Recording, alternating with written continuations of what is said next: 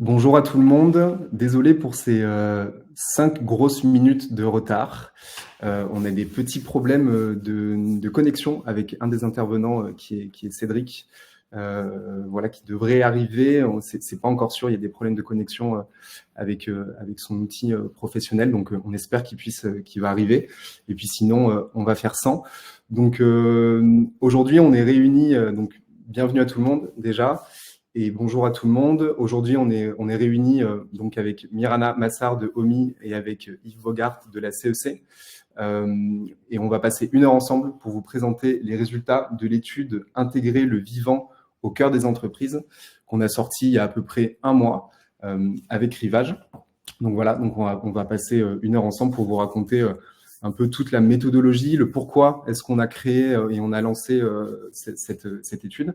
Et puis à travers les récits de Mirana, d'Yves et de Cédric, on l'espère, du coup on pourra illustrer aussi concrètement comment est-ce qu'on fait pour intégrer les enjeux de biodiversité dans les entreprises. Donc on va pouvoir commencer. Le replay vous sera envoyé à la fin du webinaire dans l'après-midi. Et donc, comme ça, vous pourrez le revoir. Ou si vous ne pouvez pas assister à l'entièreté du webinaire, vous pourrez le revisionner.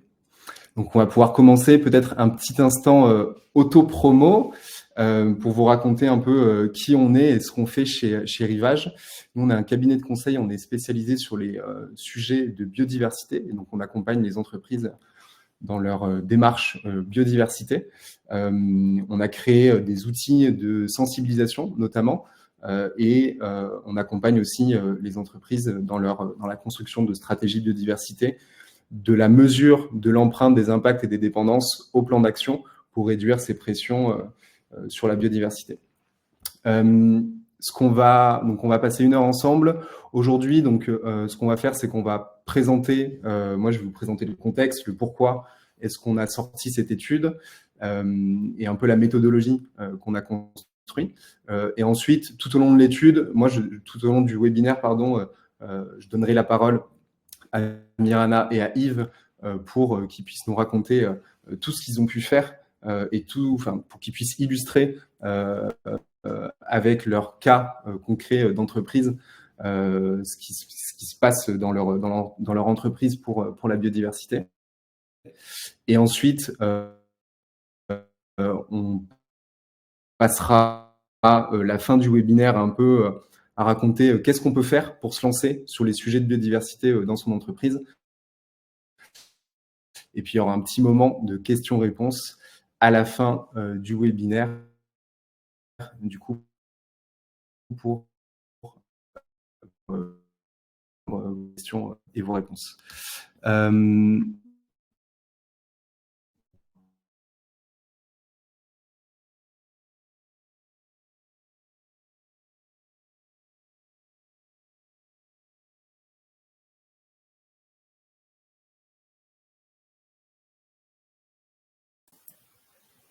J'ai l'impression qu'on a perdu Thibaut, non? Mirana, Oui, je ne l'entends non plus. D'accord, ok.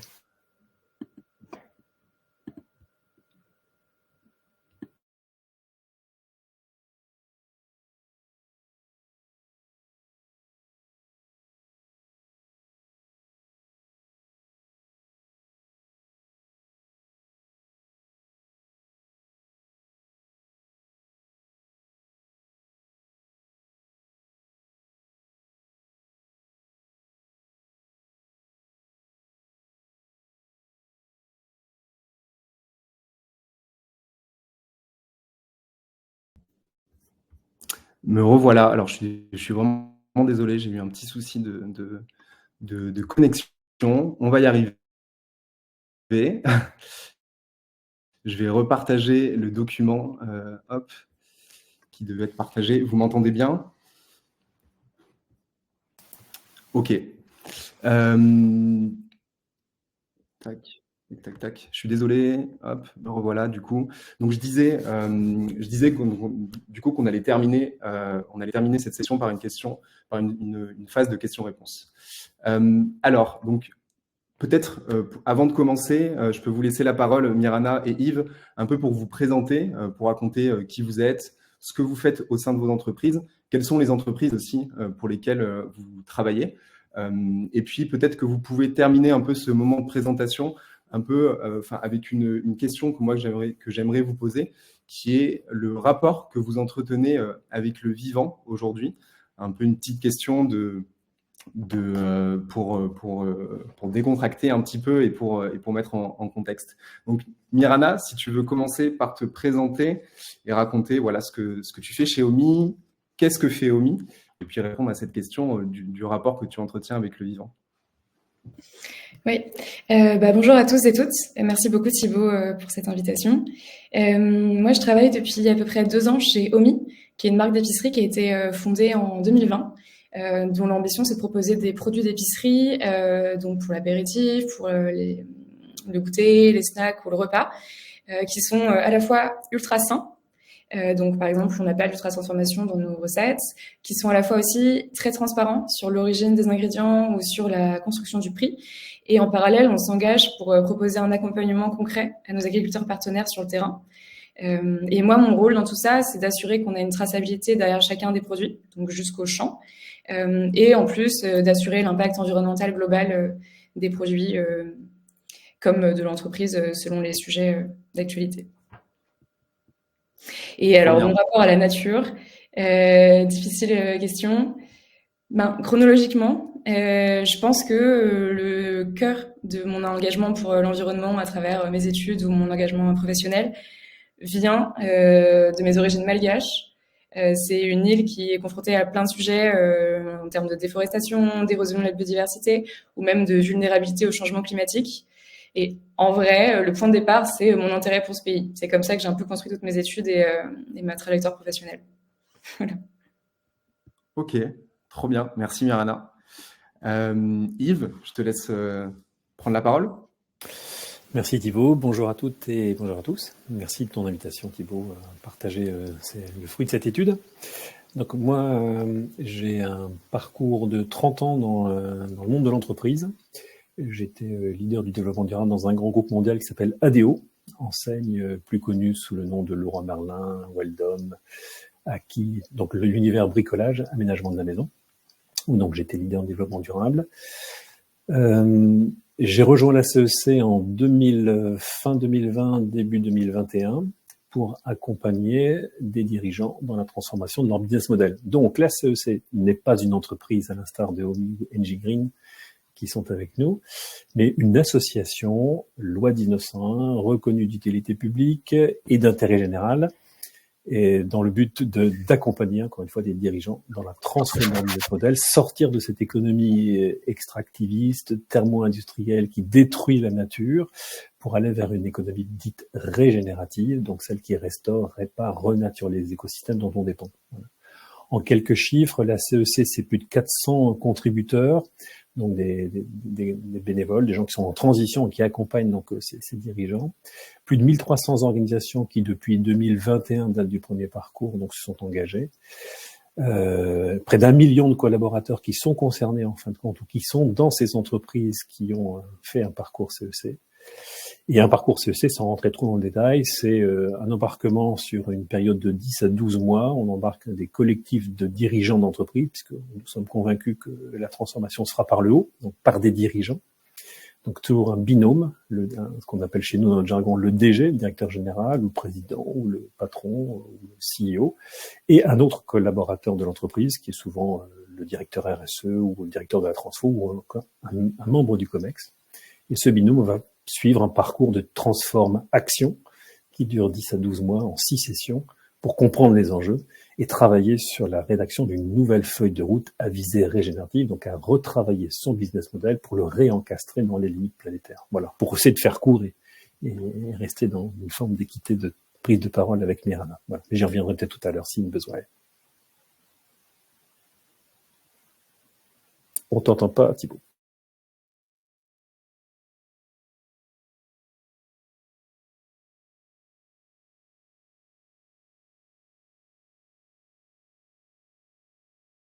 On t'entend toujours pas.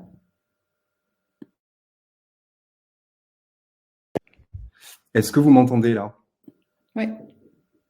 Parfait. Décidément. Et du coup, merci Yves. Et pour préciser, il y a OMI fait partie, a intégré un des parcours de la CEC aussi actuellement, qui est le parcours Agri-Agro, si je ne me trompe pas. Voilà, donc ça fait sens aussi de vous avoir tous les deux ce midi. Merci beaucoup pour vos présentations. On va passer dans le cœur du sujet, l'étude Intégrer le vivant au cœur des entreprises. Je la remonte. Donc, on l'a sortie il y a à peu près un mois, comme ce que je vous disais en introduction. Donc, c'est un document de recherche, nous, qu'on a conçu pour aider le monde économique à s'emparer des questions de biodiversité. Je vous remettrai le lien de téléchargement, si vous ne l'avez pas encore téléchargé, dans le chat à la fin du webinaire, et on vous le renverra par mail, voilà, pour que vous puissiez y accéder. Donc, on l'a sorti il y a à peu près un mois, cette étude, mais il faut remonter à un peu plus longtemps, à un an, pour être plus précis, pour voir un peu les prémices de ce travail. Et à l'origine, nous, quand on a conçu cette étude, on est parti de 3 constats. Le premier, c'est que on vous apprend rien si vous êtes là aujourd'hui, c'est que vous êtes concerné un minimum par les enjeux de biodiversité, de comment l'intégrer dans les stratégies des entreprises. Donc le premier constat, c'est que la biodiversité, elle s'effondre aujourd'hui. Il y a tout un tas de chiffres qui existent, qui sont sortis. Les plus récents, c'est le chiffre du dernier rapport Planète Vivante, qui est sorti en décembre du WWF, qui indiquait qu'il y avait une diminution de 73% des populations d'animaux sauvages entre 1970 et 2020, selon l'indice Planète Vivant du WWF. Plus récemment encore, je ne sais pas si vous en avez entendu parler, la semaine dernière, il y a une mise à jour d'un rapport qui a été faite. C'est une expérience de sciences participatives qui a été mise en place au Royaume-Uni et qui indique qu'il y a eu une disparition de 63% des insectes au Royaume-Uni entre 2021 et 2024 suite à une expérience de sciences participatives. Donc aujourd'hui, on sait que la biodiversité, elle s'effondre et donc c'est un constat qu'on pose et c'est le premier constat qu'on avait posé, nous, pour créer cette étude, pour faire en sorte que les entreprises s'emparent de cette question. Le deuxième constat qu'on a posé, c'est que aujourd'hui, notre quotidien, il dépend d'écosystèmes en bonne santé. Pour manger, pour se déplacer, pour se vêtir, pour se soigner, etc., etc. C'est ce qu'on appelle les services écosystémiques. Et ce sont tous les services que les écosystèmes fournissent à l'humanité et dont notre survie dépend entièrement et directement. Voilà. Et donc, la biodiversité et l'écosystème et les écosystèmes dont la biodiversité fait partie nous fournissent tous ces services pour vivre et pour faire en sorte que les activités des entreprises aussi puissent être pérennes et avoir lieu. Donc ça, c'est le deuxième constat qu'on avait posé. Et enfin, le troisième constat qu'on a posé, c'est que le vivant, aujourd'hui, on le considère comme étant une boussole pour traiter l'ensemble des crises environnementales de manière assez systémique, parce que lorsqu'on observe le vivant et lorsqu'on observe l'ensemble des crises environnementales, on se rend compte que chacune des crises environnementales impacte le vivant. Quand on parle de pollution, quand on parle du réchauffement climatique, quand on parle de la sécheresse, par exemple, de l'acidification des océans, l'ensemble de ces crises environnementales, elles impactent le vivant. Donc, quand on choisit d'observer l'ensemble des crises environnementales par l'angle du vivant, lorsqu'on choisit de préserver le vivant, indirectement, on va réussir aussi à traiter les crises environnementales de manière beaucoup plus systémique. Donc voilà, donc ça c'est les 3 constats qu'on avait posés à l'origine de la création de cette étude. Et au milieu de ces 3 constats, qu'est-ce qu'on observe? Le monde économique, un des chiffres dont vous avez sûrement déjà entendu parler, c'est le premier que vous voyez ici, c'est qu'il y a 50% du PIB mondial aujourd'hui qui dépend directement de la biodiversité. C'est un chiffre qui est sorti, qui a été posé par le Forum économique mondial. Et le deuxième chiffre qui est sorti un peu plus récemment, c'est que 72% des entreprises de la zone euro dépendent de manière critique des services écosystémiques. Et ça, c'est un chiffre qui est sorti et qui a été posé par la Banque centrale européenne, donc un acteur, une institution qui est vraiment au cœur des enjeux économiques aussi, qui se rend compte et qui pose cette dépendance extrême des entreprises de la zone euro aux services écosystémiques et donc à la biodiversité. Donc, au cœur de ces trois constats, on a l'économie, mais au fil de nos différentes discussions, de nos rencontres, de nos interventions, des entreprises qu'on accompagne, on s'est aussi rendu compte de nombreux blocages. Le premier, c'est que les entreprises, elles font pas forcément tout le lien entre leurs activités et les écosystèmes. En 2022, il y avait le rapport, le reporting, le 5e bilan de la déclaration des performances extra-financières qui est sorti du MEDEF, qui faisait état que sur les 100 plus grandes entreprises françaises, il n'y avait que 14 qui avaient intégré des informations sur la biodiversité dans leur reporting. Et sur ces 14 entreprises, il y en avait une seule qui avait intégré des informations sur la biodiversité sur l'ensemble de sa chaîne de valeur. Donc, on voit vraiment que, comparé aux chiffres du rapport de l'économie à la biodiversité qu'on a posé juste avant et comparé à cette réalité de prise en compte de la biodiversité dans les reportings des entreprises, il y a un certain gap qui se mesure. Et le deuxième constat qu'on a fait du coup dans ce manque de prise en compte de la biodiversité de la part des entreprises, c'est que beaucoup d'entreprises aussi, quand elles veulent s'en occuper de la biodiversité, lorsqu'elles veulent traiter le sujet, il y en a très peu qui savent comment prendre en compte le sujet et quelles sont les actions à prendre en compte pour préserver la biodiversité. C'est une étude qui a été menée par Quantis qui disait que sur 30 des plus grandes entreprises françaises, il n'y en avait que 4% qui s'estimaient suffisamment informés sur les actions à prendre en compte pour préserver la biodiversité.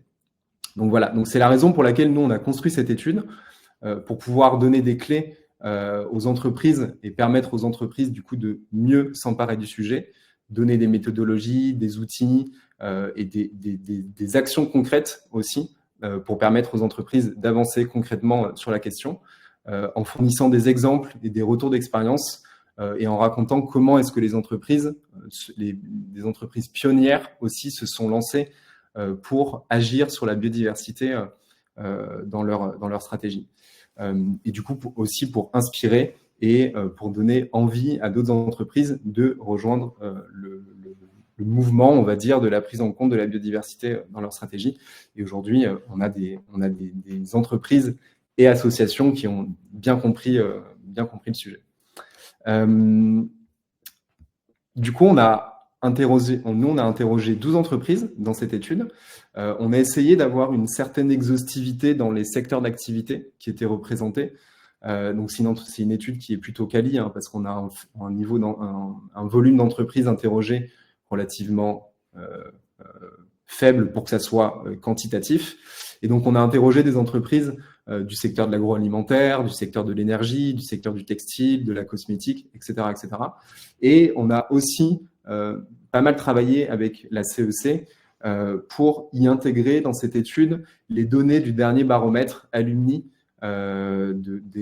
des entreprises et des participants qui avaient participé aux différents parcours CEC, justement pour pouvoir venir agrémenter et enrichir les propos qualitatifs qui avaient été recueillis au sein de cette étude. Donc voilà. Et quand on a interrogé les entreprises, nous, on avait vraiment à cœur de pouvoir intégrer l'ensemble des aspects de l'entreprise et de vraiment avoir cette approche systémique dans la prise en compte de la biodiversité dans les stratégies. Donc, on a vraiment interrogé l'ensemble des aspects que vous pouvez voir ici à l'écran, à savoir la mobilisation des collaborateurs, la gouvernance. On a interrogé comment est-ce que les entreprises mesurent et se posent des objectifs en faveur de la biodiversité, comment est-ce qu'elles réinterrogent leur modèle d'affaires, comment est-ce qu'elles innovent en prenant comment est-ce qu'elles innovent pour la biodiversité, comment est-ce qu'elles embarquent leurs parties prenantes, comment est-ce qu'elles traitent la biodiversité sur leur site même aussi, Donc c'est toutes ces questions-là qu'on a posées et qui sont détaillées dans cette étude. Et aujourd'hui, du coup, l'idée, c'est pas qu'on passe en revue tout ce qu'on a identifié, mais c'est qu'on raconte à travers les récits de Mirana et de Yves quels sont les axes aussi, les axes importants pour prendre en compte la biodiversité dans son entreprise.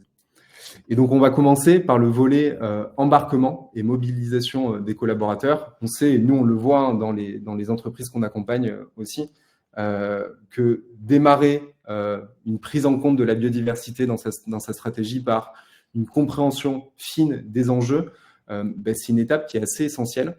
D'autant plus que aujourd'hui, les entreprises qui traitent les questions environnementales, elles sont déjà relativement avancées, on va dire, sur les questions climatiques. Beaucoup d'entre elles ont déjà mesuré leur empreinte carbone, ont déjà mis en place des plans d'action de réduction de l'empreinte carbone au sein de leur activité. Par contre, il y en a beaucoup qui n'ont pas encore pris en compte la biodiversité, on l'a vu précédemment, et parce qu'elles ne savent pas forcément comment s'y prendre, ou parfois le sujet ne peut ne pas être très bien compris, on va dire. Pourtant, c'est une étape qui est absolument nécessaire pour prendre en compte la biodiversité dans son entreprise, c'est la comprendre en quoi ces activités impactent les écosystèmes ou dépendent des écosystèmes, comprendre cette interdépendance entre biodiversité et activité d'entreprise. Et quand on comprend ça, ça permet aussi de pouvoir savoir et de savoir de manière plus fine ce qu'on doit traiter. Yves, je vais te donner la parole parce qu'à la CEC, vous avez bien compris aussi à travers les parcours que vous proposez ce volet sensibilisation, embarquement des collaborateurs. Donc vous êtes plutôt sur l'embarquement plutôt de la direction ou de quelques personnes. Mais en tout cas, sur le volet embarquement en général, peut-être que tu peux nous raconter un peu ce que vous faites et en quoi, pour vous, c'est aussi essentiel. Avec plaisir, Thibaut. Je redonne encore une fois, la répétition étant l'art de l'enseignement, quelques éléments de cadre pour qu'on comprenne bien ce que c'est que la CEC. Donc, CEC, ce sont des parcours de transformation de business model. Donc, on accompagne des dirigeants. Donc, chaque fois, on s'adresse à un binôme derrière lesquels il peut y avoir 50 salariés, comme il peut y en avoir plusieurs dizaines de milliers. On a fait des parcours CEC avec des entreprises qui avaient plus de 150 000 collaborateurs. Voilà. Et donc, on s'adresse toujours qu'à 2 personnes. Dans un parcours qui se déroule en 5 ou 6 sessions sur 10 ou 12 mois, il va y avoir des temps de sensibilisation, d'information, de partage, de compréhension des enjeux et des temps de résonance, des temps d'intelligence collective, des temps de travail sur la fameuse feuille de route qui est indélivrable de la fin du parcours. Un parcours CEC, c'est à peu près une 60aine d'intervenants extérieurs qui viendront éclairer les enjeux. Et sur le sujet de la biodiversité, par exemple, puisque c'est celui qui nous relie aujourd'hui, on va avoir un certain nombre d'intervenants qui vont, tout au long du parcours, venir partager des convictions, des regards, des éclairages sur cet enjeu. 3 temps forts sur la biodiversité tout au long d'un parcours. Le premier temps fort est en session 1, que chez nous on appelle donc constat et monde d'après. Cette session, elle fait le tour du cadran en fin de compte des limites planétaires. Notre boussole, je disais tout à l'heure, c'est le donut de Kate Raworth. Et donc on va éclairer la systémie des enjeux et pas que la biodiversité. On va parler biodive, on va parler climat, on va parler pollution, on va parler ressources naturelles, mais on va faire évidemment un focus sur la biodiversité. Donc on s'appuie sur des grands experts que l'on connaît tous, qui régulièrement partagent des tribunes sur différents médias. Ce sont ces gens-là que nous invitons dans nos parcours CEC pour s'adresser à nos dirigeants et partager la situation, l'état du monde, souvent à l'échelle globale et bien évidemment aussi à l'échelle territoriale. Nos parcours CEC sont des parcours dits thématiques. On citait tout à l'heure que OMI suivait le parcours Agri-Agro, mais on a un parcours océan en ce moment, on a eu un parcours finance, on a un parcours dialogue social, et on a des parcours qui sont aussi dits territoriaux. Donc c'est aussi intéressant d'aller voir ce qui se passe sur la biodiversité à l'échelle du territoire. Donc on va comprendre, on va nourrir la tête. On a une pédagogie chez nous en tête cœur corps. On va nourrir la tête, on va mobiliser en fin de compte l'esprit sur la compréhension des enjeux. On va essayer aussi par le lien au vivant de faire bouger un peu les cœurs et de se dire ok, c'est un sujet de lien profond, d'émotion, et on va ensuite se mettre dans l'action par le travail qu'on va faire sur la feuille de route. Donc systémie, mais aussi biodiversité évidemment. À ce jour, je disais tout à l'heure, 1300 organisations donc se sont engagées, donc ça fait x2, ça fait plus de 2500 dirigeants qui ont compris ce qui se passait, ce qui se jouait sur le terrain de la biodiversité, qui est un enjeu fondamental. Chez nous, on le situe souvent comme l'enjeu premier, hein, même s'il n'y a pas de hiérarchie dans les enjeux, c'est quand même un enjeu qui conditionne l'avenir de l'humanité. Rien que ça, donc c'est pas rien. Donc sur cette session 1, je reviens, donc on va faire un focus bien précis sur où on en est, ce que tu livres notamment dans l'étude, et on va approfondir ça. On aura sans doute un regard à ce moment-là aussi très territorial quand on est dans un territoire. À la session 3, on a une session qui est entièrement dédiée au lien à la nature. Reprendre conscience, en fin de compte, que 100% de nos activités humaines sont liées à des écosystèmes à peu près en bonne santé. Tu l'as dit tout à l'heure aussi dans ton préambule. Donc c'est essentiel de se reconnecter au vivant, de conscientiser en fin de compte que 100% de nos activités humaines dépendent des écosystèmes. On va travailler sur des analyses de matrices, d'impact, de dépendance, de risques, d'opportunités. En tout cas, c'est tout l'intérêt aussi du partenariat qu'on a développé avec l'Office français de la biodiversité, qui est un partenaire historique de la CEC, avec lequel on va renforcer en fin de compte notre empreinte, notre prise de conscience et notre mise en action sur la biodiversité avec eux. Donc sur cette session 3, on va faire un focus précisément sur cette analyse. Et on aura un certain nombre d'autres acteurs qui vont venir nous faire réfléchir et faire réfléchir nos dirigeants sur les enjeux. Et en session 5, qui est souvent la dernière, ou l'avant-dernière, qui est une session où on va travailler la coopération, on va faire venir aussi un certain nombre d'acteurs locaux qui traitent des enjeux de biodiversité pour aussi faire monter en puissance nos dirigeants dans leur feuille de route sur ces enjeux. Et on aura aussi un temps qu'on appelle montée de curseur, qui est souvent un exercice qui nous permet d'aller chercher le meilleur, en fin de compte, de nos engagements chez nos dirigeants, que ce soit sur les engagements autour des aspects environnementaux, mais aussi sociaux, partage des richesses, etc. Donc on va ensemble travailler à l'exigence dans nos feuilles de route. Donc un parcours, c'est des dirigeants qui vont être impactés à plusieurs reprises tout au long du parcours, donc sur ces enjeux de biodiversité et pas que, ça vous l'avez compris.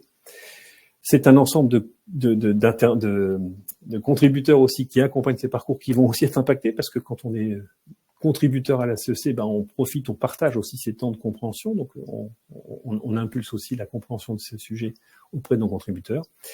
Et puis dans notre 5e session de la CEC, depuis quelques mois, on s'adresse à 2 dirigeants d'une entreprise, et je vous dis tout à l'heure qu'il y a beaucoup de collaborateurs parfois qui sont derrière ces 2 dirigeants. Et bien il y a un vrai enjeu d'embarquement de l'écosystème, embarquement de la chaîne de valeur, embarquement des collaborateurs. Faire un pivot, transformer son entreprise, si on le fait qu'à 2 et qu'on n'embarque pas l'ensemble de sa chaîne de valeur, y compris d'abord ses collaborateurs, on a toutes les chances de se planter. Donc il y a un vrai sujet qui est travaillé à la CEC, qui est comment on va passer de la conviction de 2 dirigeants à la conversion de l'ensemble de la chaîne de valeur, et en priorité bien sûr des collaborateurs. Donc ça passe par un certain nombre d'ateliers, par un certain nombre de partages aussi d'expériences, que des alumni parfois ont mis en œuvre pour partager ces enjeux-là. Et puis, je disais des ateliers, des appels à témoignages. On peut faire participer aussi les collaborateurs à des expériences comme The Week. Et puis, on va tester très prochainement un parcours, un mini-parcours dédié à 100% sur le sujet biodiversité dans un de nos territoires en Provence-Méditerranée, où là, on a envie d'explorer comment on peut faire un focus spécifique sur la biodive à l'attention des dirigeants, et pas que, et peut-être aussi de leurs salariés, voilà, pour doper encore un peu davantage la mise en œuvre de la feuille de route de nos entreprises. Voilà Thibaut, ce que j'aurais envie de te partager sur la façon dont on mobilise et on embarque d'abord les dirigeants, parce que encore une fois le changement se fait par la tête, et puis après avec l'ensemble des collaborateurs. Merci Yves. Et donc de ce que je comprends, si je comprends bien, la biodiversité est un sujet qui est inscrit dans vos valeurs depuis la création de la CEC, ou est-ce que c'est arrivé un peu après, la manière dont tu le racontes aujourd'hui?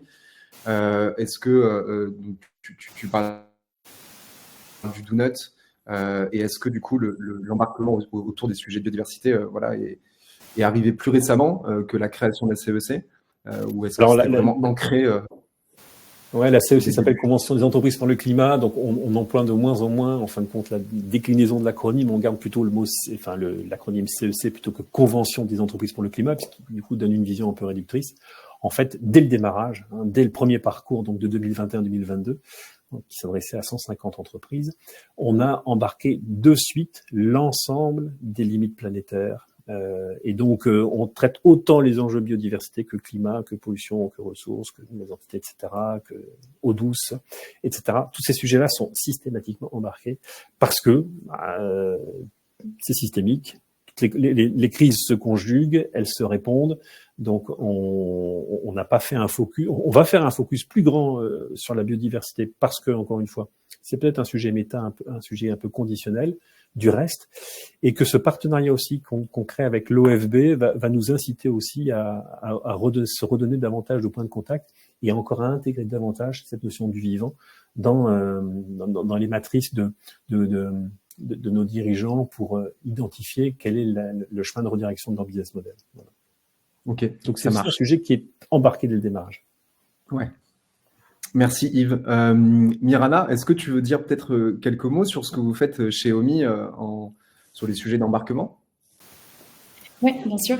Chez OMI, on a dès le départ des temps de formation de chaque nouveau collaborateur sur les sujets de biodiversité.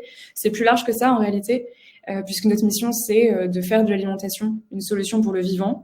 Donc en fait, on a tout un panel de supports, des vidéos, des ressources qui permettent d'expliquer globalement quels sont les impacts du système agricole et alimentaire sur l'environnement.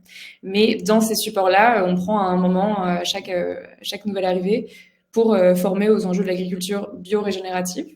Donc une agriculture qui vient régénérer les sols, l'eau, l'air et la biodiversité. Dans cette même optique-là, on incite aussi chaque collaborateur à aller sur le terrain quand on va rencontrer des producteurs ou quand on met en place un accompagnement spécifique.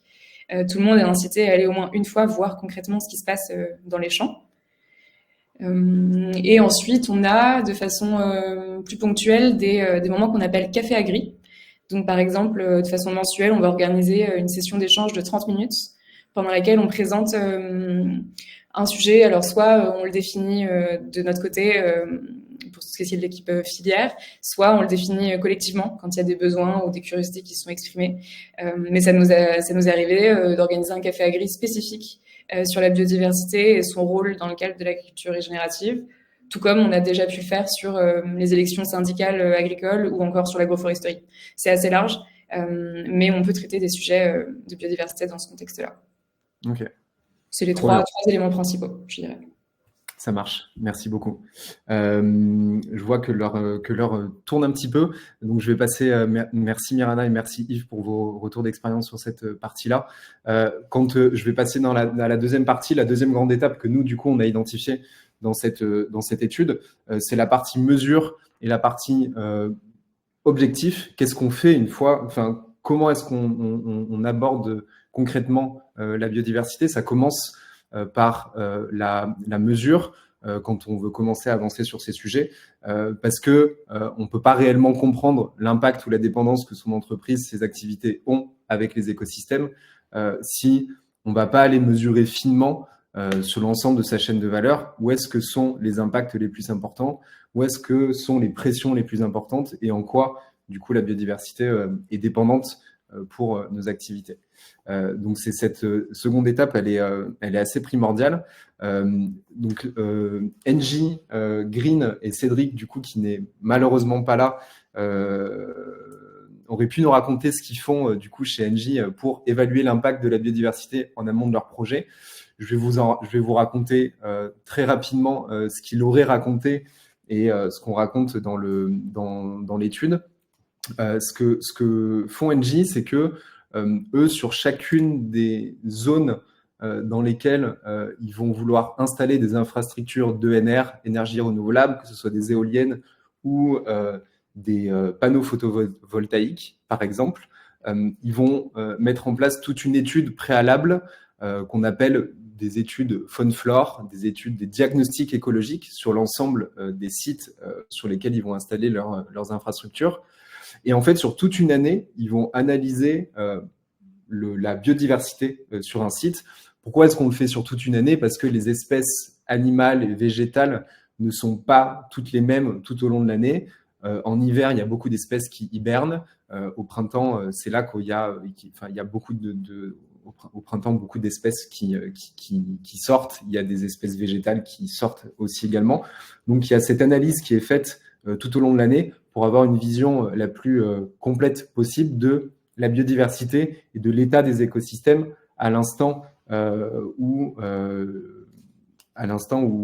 l'analyse est faite. Donc, ils font ça, eux, pendant toute une année, pendant ces 4 saisons, ils analysent la biodiversité.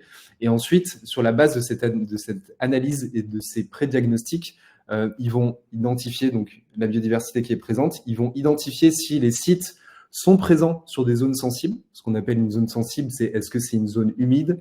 Est-ce qu'il y a des espèces prioritaires qui ont été identifiées sur le site sur lequel est prévu d'être installée une installation ENR? Est-ce qu'il y a des espèces migratoires qui passent à ces endroits-là? On pense notamment aux éoliennes qui peuvent avoir des impacts sur les oiseaux. Et ils vont regarder aussi si les zones sur lesquelles ils souhaitent installer des infrastructures ENR font partie de zones comme des zones Natura 2000 ou ce type d'espace protégé. Et ensuite, sur la base de cette analyse, ils vont identifier si l'impact il est trop important, ils vont faire le choix d'abandonner le projet si l'impact il est trop important au regard de l'apport que ça peut avoir eux sur leur business, quoi. Et donc ils ont vraiment cette préanalyse au préalable d'identifier la richesse écologique d'un écosystème avant d'y installer des infrastructures ENR. Et aussi sur chacun des projets qu'ils vont vouloir mettre en place, ils vont analyser les impacts sur la biodiversité, ils vont les évaluer et les provisionner en termes de CAPEX, de dépenses d'investissement, qui financeront l'aménagement écologique ou la compensation nécessaire prévue pour compenser les pressions sur la biodiversité qui peuvent être faites dans le cadre de l'installation d'infrastructures ENR. Donc en fait, ils vont vraiment se dire si moi, le coût qui va être prévu pour la compensation écologique de l'installation d'une infrastructure, s'il est supérieur au chiffre d'affaires ou aux bénéfices que je vais tirer de l'utilisation de la vente de l'énergie produite par ces infrastructures ENR, si ce coût il est supérieur, je vais aussi refuser et abandonner le projet d'installation d'infrastructures ENR. Donc, ils ont vraiment, eux, cette vision et cette pré-étape, on va dire, de mesures d'emprise écologique et de mesures de diagnostic écologique sur une zone dans laquelle ils veulent installer leurs infrastructures. Chez vous, Omi, chez vous, Omi, Mirana, du coup, vous utilisez un autre moyen d'analyser la mesure, c'est d'utiliser des méthodes aussi qui fournissent une méthode d'analyse déjà structurée. Et vous, du coup, vous utilisez la méthode d'analyse du Planet Score. Est-ce que tu peux nous raconter ce que c'est et en quoi, du coup, ça vous aide, vous, dans vos décisions et de mesures d'impact sur la biodiversité?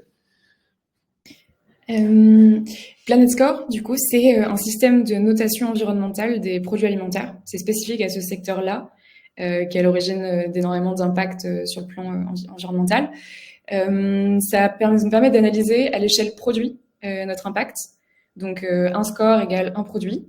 Et ça nous permet d'analyser l'impact aussi sur l'ensemble de la chaîne de valeur, de la fourche à la fourchette, comme on dit, via une vingtaine d'indicateurs. Aujourd'hui, nous, on a l'ensemble de nos produits qui sont scorés via Planet Score. On l'a fait dès le début de l'histoire d'Omi et on a été notamment la première marque à afficher le score sur les packs de nos produits. Parce que du coup, l'idée du Planet Score, c'est que c'est une méthodologie concrète qui nous permet d'évaluer notre impact, mais aussi de transcrire une information aux consommateurs de nos produits. Ça, c'est le premier usage qu'on en fait. Et le deuxième, c'est que c'est une boussole pour nous. En fait, on s'est engagé en interne à ne pas sortir de produits dont le Planet Score serait mauvais. Mauvais pour nous, c'est C. Alors, c'est assez arbitraire, mais globalement, ça passe dans un curseur jaune, puisque la méthodologie nous permet d'avoir des scores de A à E. Donc aujourd'hui, toute notre gamme est scorée A ou B. Et pourquoi c'est une boussole? C'est parce qu'on l'intègre dès la conception d'un produit. En fait, on va choisir l'ensemble de nos ingrédients compte tenu des impacts potentiels sur le score final. Et on se fie à ça parce que c'est une méthodologie complète qui tient compte de la part du secteur agricole dans les émissions totales d'un produit, dans les impacts sur la biodiversité, là où le transport, par exemple, ou le packaging sont assez annexes. Annexes. N'ont pas le même poids, disons, sur l'impact final du produit. Et que c'est une méthodologie qui tient compte du concept que Yves a évoqué tout à l'heure des limites planétaires. L'idée, c'est que chacun des produits a une valeur environnementale décomposée en plusieurs critères, comme la valeur climat et la valeur biodiversité que vous voyez affichée sur cette slide-là. Donc la valeur biodiversité, ça va être différents indicateurs en lien avec l'utilisation des sols, en lien avec les pesticides et leur impact sur la faune et la flore. Ça va aussi être la diversité cultivée, la mise en place de solutions comme des haies ou toute autre infrastructure agroécologique. Là où le climat va plutôt être l'impact de la déforestation, les émissions de gaz à effet de serre, ou encore l'utilisation de certains aliments dans les pratiques d'élevage. Donc nous, on mesure ça via Planet Score sur l'ensemble de nos produits. C'est ce qui nous permet d'éco-concevoir notre gamme, mais aussi de se comparer. Et c'est ce qui est affiché là. Aujourd'hui, l'ensemble de notre gamme a des valeurs biodiversité et climat qui sont assez élevées, proches de 100, comme vous le voyez sur le graphique là, 100 étant le maximum. Et on s'est dit, OK, en fait, ce sont de bonnes notes, mais comment est-ce qu'on se positionne par rapport aux données standards sur le marché, à d'autres marques, aux pratiques générales dans l'agroalimentaire. Et donc, on a travaillé avec Planet Score pour obtenir ces graphiques-là. L'idée, c'est que vous voyez sur l'écran des notes qui sont basées sur des recettes équivalentes, donc les mêmes ingrédients, les mêmes poids dans les recettes. La différence, c'est que vous avez une partie des recettes qui sont en agriculture conventionnelle, donc avec un impact élevé sur la biodiversité, notamment en lien avec les intrants chimiques qui sont utilisés. Je pense aux pesticides, mais il y a aussi un impact climat élevé, notamment pour les engrais. Et au-dessus, vous avez les mêmes recettes, toujours, mais avec des produits issus de l'agriculture biologique, tels que le marché les produit. Donc, en fait, tels que ce sont les pratiques agricoles standards. La différence, en un exemple, c'est que chez Omi, par exemple, on a des barres de céréales dans lesquelles il y a du cacao qui est issu de pratiques en agroforesterie avec un label hyper exigeant qui garantit l'absence de déforestation en agriculture biologique, bien évidemment. Là où, sur une recette équivalente en agriculture biologique, le sujet lié à la biodiversité est moins bien traité, notamment parce qu'il n'y a pas forcément des garanties d'agroforesterie. Et en agriculture conventionnelle, alors là, le sujet est encore plus problématique puisqu'il y a les intrants chimiques, la déforestation et quoi d'autre? C'est un peu les enjeux environnementaux principaux. La liste est longue pour tout ce qui est enjeux sociaux, mais je m'arrête là. Donc voilà comment on mesure aujourd'hui l'impact de chacun de nos produits, à la fois pour les éco-concevoir et à la fois pour communiquer concrètement à nos consommateurs et aussi de manière générale à nos partenaires avec des supports comme celui-ci qui n'est pas forcément intelligible pour nos consommateurs. Trop bien. Donc ça vous permet vraiment de vous donner un cap aussi et des objectifs concrets, quoi. Ouais. Ok. Super. Merci Mirana. Pour la troisième partie, c'est qu'une fois qu'on a mesuré son emprise sur la biodiversité, mais on peut réfléchir du coup à ces plans d'action. Qu'est-ce qu'on va faire pour réduire ces pressions, pour réduire du coup les risques qui potentiellement sont associés à ces pressions? Qu'est-ce qu'on va faire aussi pour faire de la biodiversité une opportunité aussi de transformation ou pas, ou juste une opportunité de maintien, quoi. et comment est-ce qu'on va faire évoluer ces pratiques. Je vais te redonner la parole, Mirana, peut-être pour que tu nous racontes ce que vous faites chez OMI et toute la démarche d'accompagnement des fournisseurs que vous mettez en place pour qu'ils maintiennent ou pour qu'ils transitionnent leurs pratiques. Merci. Ouais, alors tout à l'heure, j'ai évoqué le fait que chaque collaborateur était amené à aller dans les champs. J'ai aussi évoqué l'agriculture biorégénérative. Ce sont deux sujets qui se croisent parce que chez OMI, en tant que marque alimentaire, donc acteur de l'aval, on a choisi de dédier un budget à l'accompagnement des agriculteurs. Concrètement, la vision qu'on porte, c'est une agriculture biorégénérative. Donc, on travaille avec les agriculteurs qui sont engagés en agriculture biologique, ce qui est déjà une première étape hyper clé pour limiter ses impacts sur la biodiversité. Mais on considère qu'il y a d'autres enjeux sur l'exploitation agricole et qu'il y a un levier financier qui peut être levé si les acteurs de l'aval comme nous s'engagent pour financer des formations, des analyses, toute forme de diagnostic qui permet à un agriculteur d'adapter ses pratiques. Donc, ce qu'on fait, nous, c'est échanger avec les agriculteurs avec qui on travaille.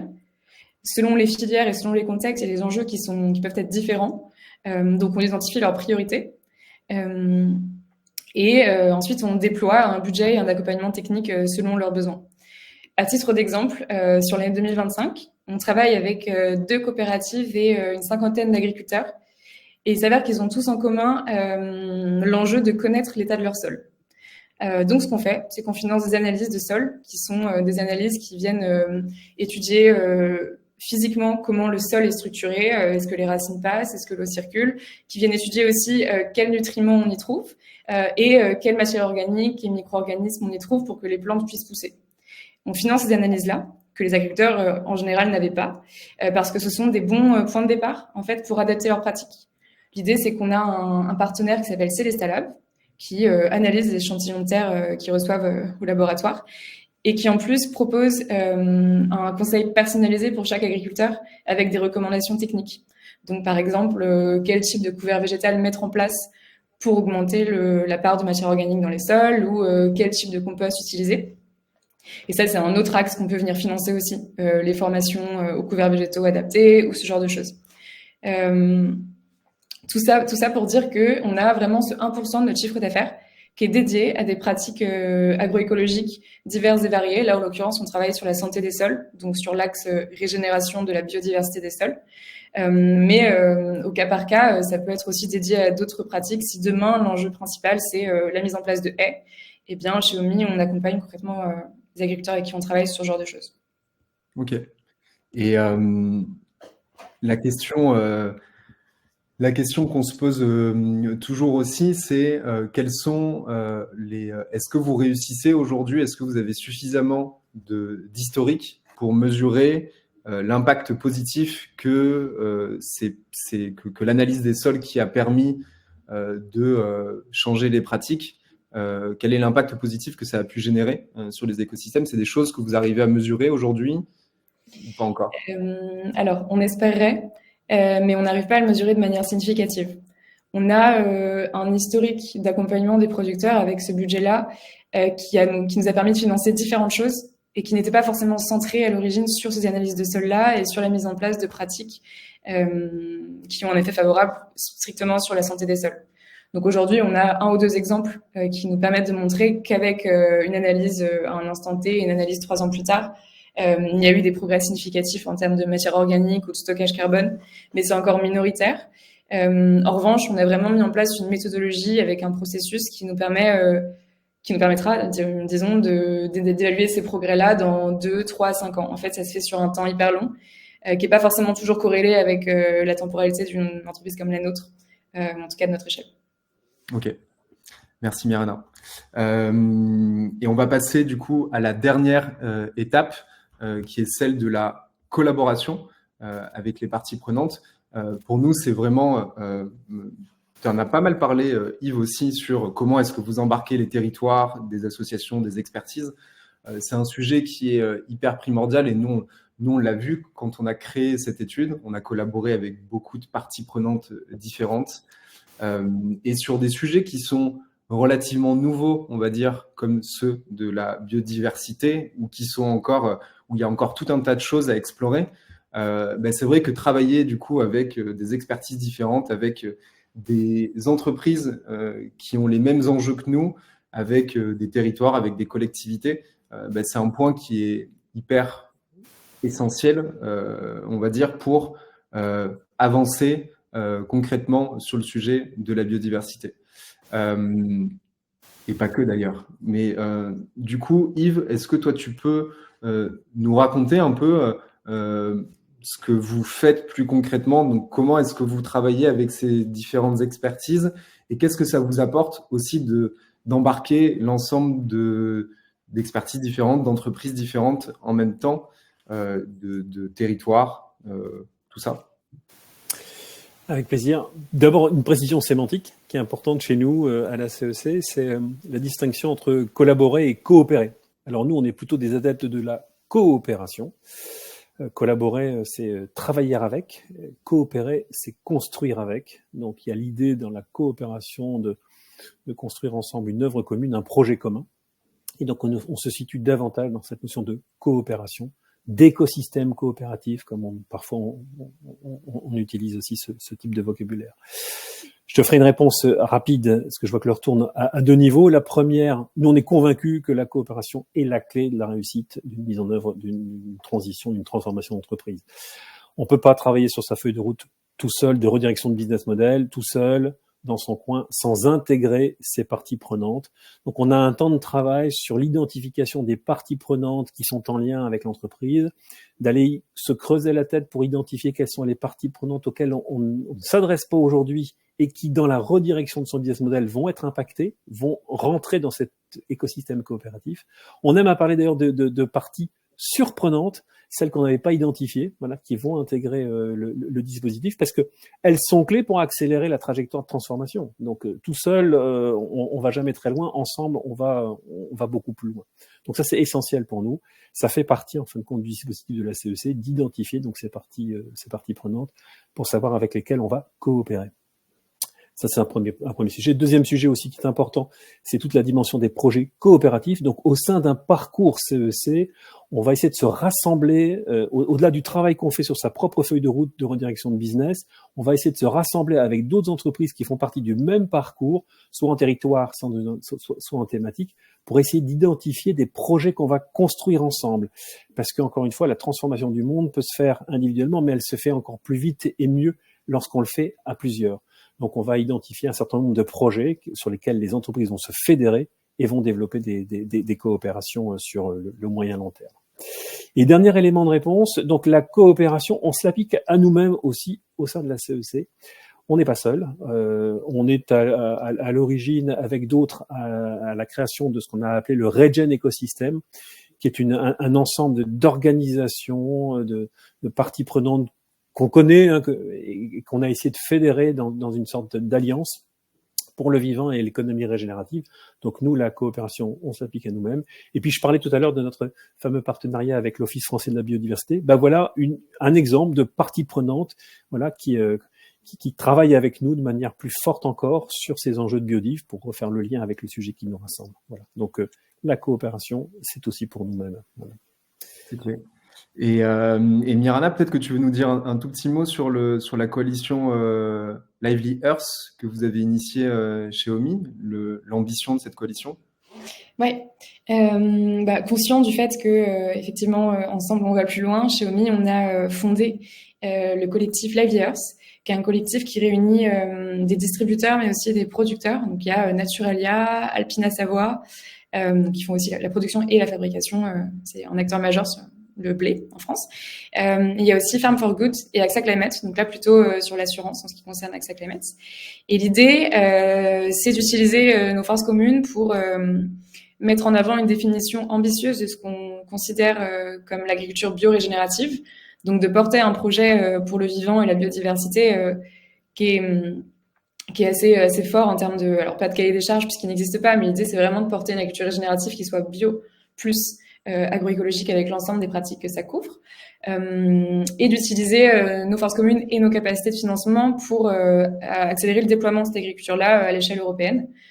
Donc pour l'instant, le projet, c'est d'identifier les projets à financer et de déployer cette définition-là le plus loin possible.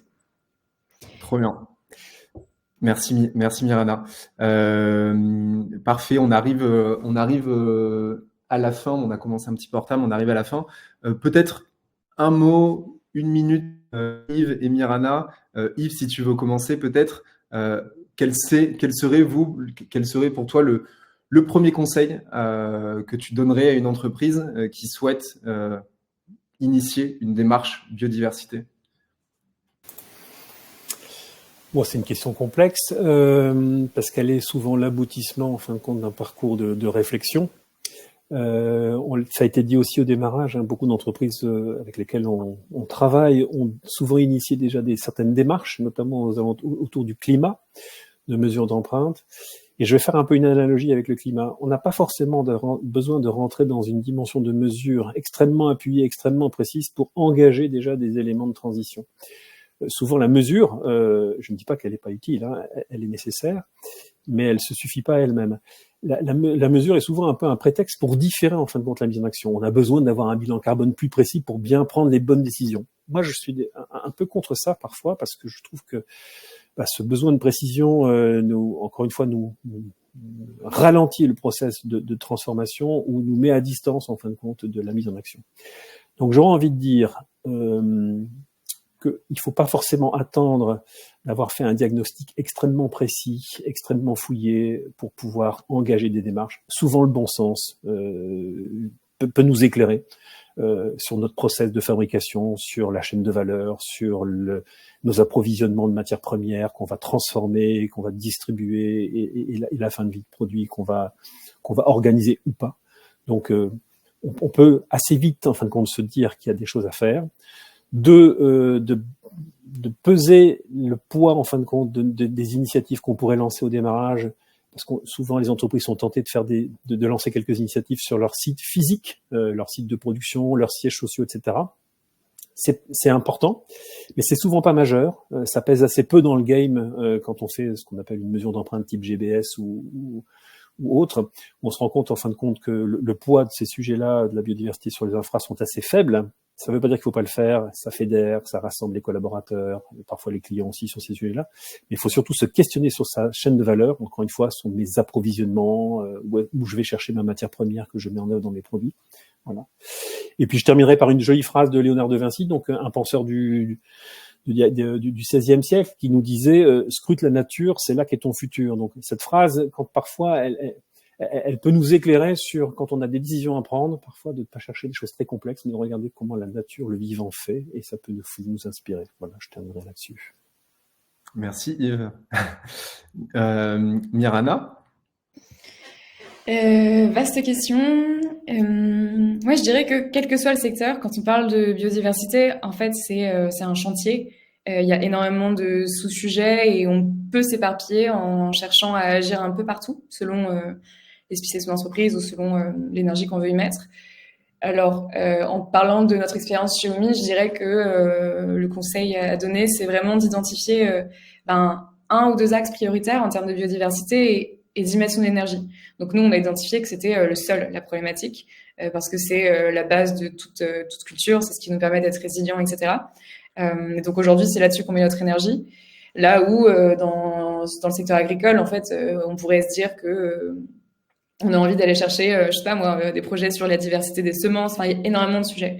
Donc prioriser et mettre son énergie de façon assez délimitée. Ce serait le conseil que j'ai à donner. Et surtout, le faire en prenant vraiment compte des enjeux de toute la chaîne de valeur.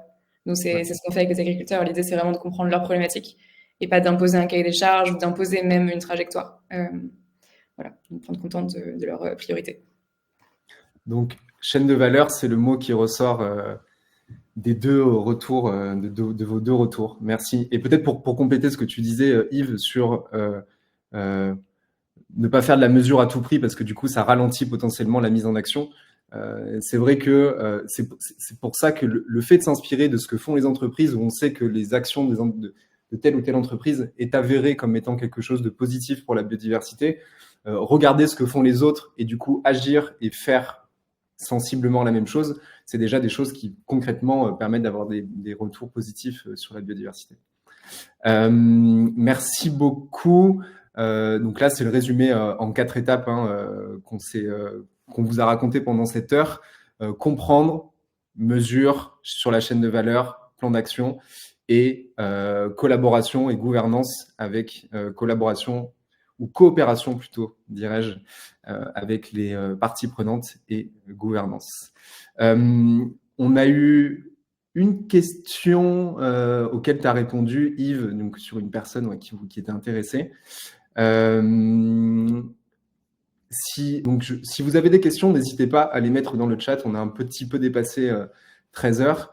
En attendant, moi, je vais vous partager. Donc déjà, merci beaucoup Mirana et Yves pour votre participation, vos retours d'expérience très enrichissants, pour vos participations aussi à l'étude que je remontre là. Je vous partage du coup dans le chat, pas mal de liens que vous voyez là. C'est donc pour accéder à notre étude, pour la télécharger, vous pouvez suivre le premier lien. Ensuite, on anime dans 2-3 semaines notre prochain webinaire, qui est un webinaire hors série pour la sortie du livre de Déborah Pardo, Une vie d'aventurière au service de la biodiversité. Donc voilà, donc là, on sera plus sur de l'inspiration plutôt que sur des choses très concrètes. On en a besoin aussi de l'inspiration.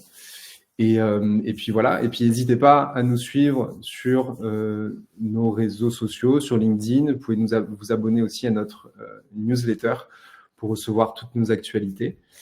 Et puis voilà, il est l'heure de se quitter. Merci à tout le monde. Encore merci Mirana, encore merci Yves. C'était un plaisir. Et puis à très bientôt. Merci beaucoup. Bonne journée à tous. Au revoir. Au revoir.